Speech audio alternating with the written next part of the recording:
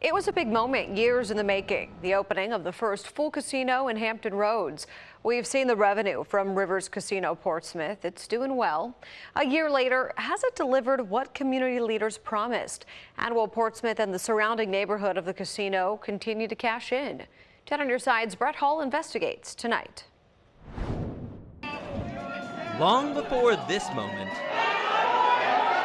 those pushing for casino gaming in Portsmouth said its #1 benefit would be providing new tax revenue to a city without much of it. This is our survival. We need to move forward with this legislation. So, has it happened?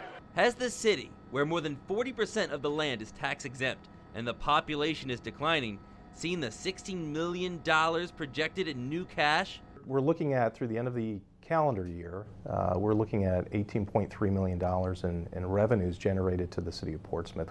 That's $15.4 million in direct gaming tax, $2.2 million in real estate tax, and roughly $700,000 in meals and admissions taxes. Enough money to account for an 18-cent reduction on the real estate tax rate, and that's just in taxes from the casino. There's also been several property sales surrounding the casino, with new businesses coming in.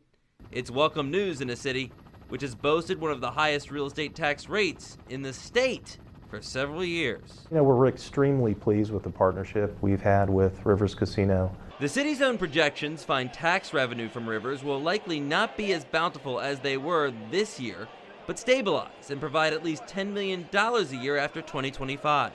So you heard how much it has made the taxpayers, but how can that be ensured to continue, especially if more casinos are going to be developed in other parts of the state?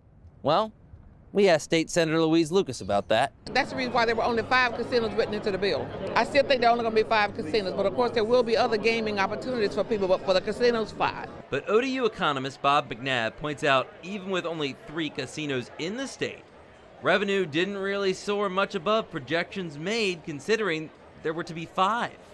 Revenues are just slightly above projections. In the best case environment, you probably should be looking at a lower estimate for revenues going forward if we see the Norfolk Casino finally get off ground. He says one way to bring more spenders to the casino, give them a place to stay.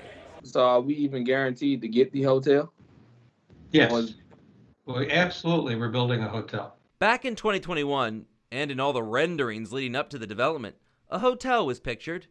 However, when we asked Rivers General Manager Roy Corby about the progress of that hotel, we're constantly evaluating the need for a hotel, and I feel very confident that we'll make the right decision when the time comes.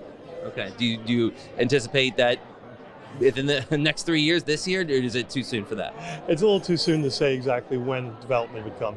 Per the agreement with the city of Portsmouth, Rivers has at most 3 more years to make that hotel a reality. I think based on the performance they've experienced, that's in the future. With or without it, Lucas says she knows our community has a brighter future because Rivers came to play. I think this is just the beginning of what's going to be an awesome stream of revenue ongoing for the city of Portsmouth. In Portsmouth, Brett Hall, 10 on your side. Of course, gambling can be addicting for some. Statewide, the Virginia Council on Problem Gambling says they've seen an increase in calls to their hotline. More on that part of the story over on WAVY.com.